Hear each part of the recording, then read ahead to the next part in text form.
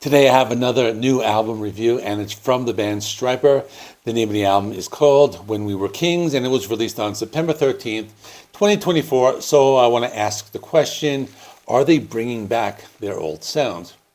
So you probably know Stryper. They were popular back in the 80s. They were probably the first Christian heavy metal band to go mainstream, even though back then they weren't really heavy metal. They were more of a glam metal band. But this is one of those rare instances when a band from the 80s glam metal scene actually sounds better now than it did 40 years ago. I've been following this band for the last 6 years or so, and my first new album review on this channel was actually a Stryper album, which was Even the Devil Believes from 2020. 2 years later, they released The Final Battle. I also did a review of that. I will be linking both of those videos at my end screen. So now it's time to talk about When We Were Kings. It's a new album. There are 11 songs. It's 45 minutes long. So let's get right into it.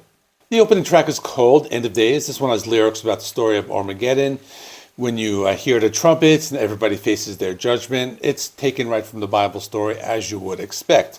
Unprecedented suffering and great cataclysms that may wipe out mankind. I think it's a good opening track. It has some really nice and traditional heavy metal guitar riffs. Michael Sweet has these big vocals. The chorus is very memorable. You can hear backing vocals from the other members of the band. The song is both melodic and heavy, and a good way to kick off the album. The next song is called Unforgivable. This one was a little slower. I read a comment of somebody saying the main guitar riff sounded a bit like Motley Crue's Shout at the Devil, and I guess I can hear that. It's kind of interesting they would make that comparison, but it's one of those songs that has the type of rhythm you can just stomp your feet to. That's how I feel about it. I think they're going a little bit back to their sound from the 80s, which is surprising because they have been moving away from that particular sound and getting heavier on their other albums.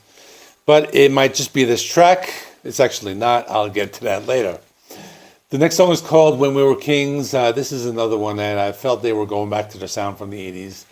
It had that distinct guitar tone. There were lots of melody, lots of harmonies in the guitars and the vocals. The guitar still feels a little bit on that heavy edge, so not completely losing it. But again, that's just how I feel.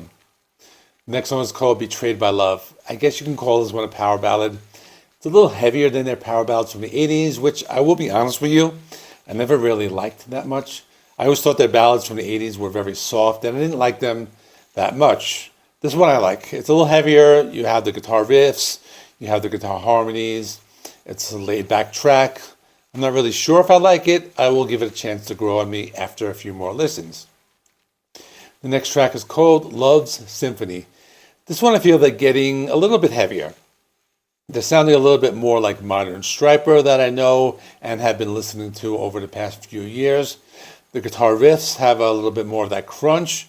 There's still lots of melody, there's lots of harmonies, and Michael Sweet has these big soaring vocals, so it's a good track and better than the last one.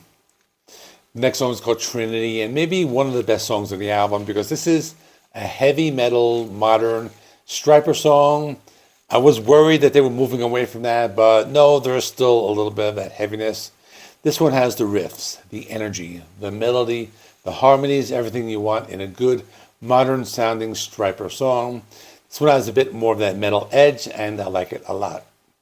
The next song is called Rhyme of Time, and yeah, we're back to the 80s again. This one's a little softer, but it's not a bad song. It's melodic, has some pretty cool guitar playing, but I don't know about this one. I think it's a little bit of a throwback to their older sound, so that's all I have to say about it for now. The next song is called Rapture. This one reminds me of that sound from the album they released in 1990 called Against the Law. It was back when they moved away from Christianity on one album, and I don't really like that album. This song is okay, but I feel there are a lot of songs on this album that are moving back to that retro sound. But I don't know, I'm not really going to complain too much about the song. It has some melody, but I have something positive to say about it, in that the guitar solo by Oz Fox is really good, and that's what I have to say. The next song is called Grateful. This is another power ballad. I guess you can call it that. It's okay. It's not something super memorable. It's a little heavier than the ballads from the 80s, such as songs like Honestly or All of Me, which are songs I didn't really like. But it's okay, and that's all I have to say. The next song is called Divided by Design. This one is pretty good. It reminds me of their sound from their To Hell with the Devil album from 1986, which I believe is the best of their albums from the 80s.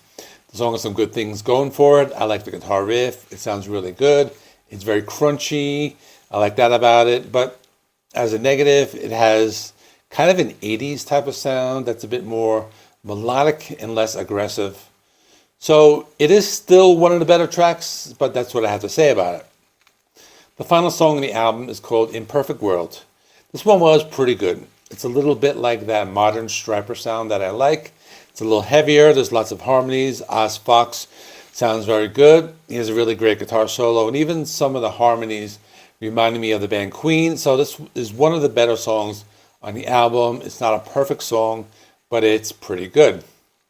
So in conclusion, in the beginning of the video, I posed a question: are they going back to their sound from the 80s? And the answer is yes, a little bit. So for some people, you might think that it's a good album, and for me, it's one of the weaker ones from their modern period. It's not bad, but it's kind of misleading because the first song, End of Days, is really heavy, and I'm expecting this to be a heavy album. And then some of the songs later on get kind of soft. There's some good stuff, and then there's a few songs that I like a lot. So I'm still going to be going back to it, but I like this band when they get heavier. For example, the albums Goddamn Evil from 2018 and Even the Devil Believes from 2020. Those were heavy albums that were released recently, and I really like those. This one is more along the lines of To Hell with the Devil from 1986, which is still a good album, also their best from the 80s, but it's a little softer, a little bit more melodic. So for me, I'm going to give this album a 7 out of 10 for now. It might go up at the end of the month, but I think it's one of the weaker albums. And that's all. Check out my review of Even the Devil Believes. I'm going to stick that one right there. And the one from 2022 called The Final Battle. That's going to be right there. So choose one of those two videos to watch next. In the meantime, thanks for watching. Please like this video. Helps me with the YouTube algorithm. Please subscribe. If you have not already, I do rock and metal reviews, rankings, and more. Thanks for watching. I'll see you in the next one.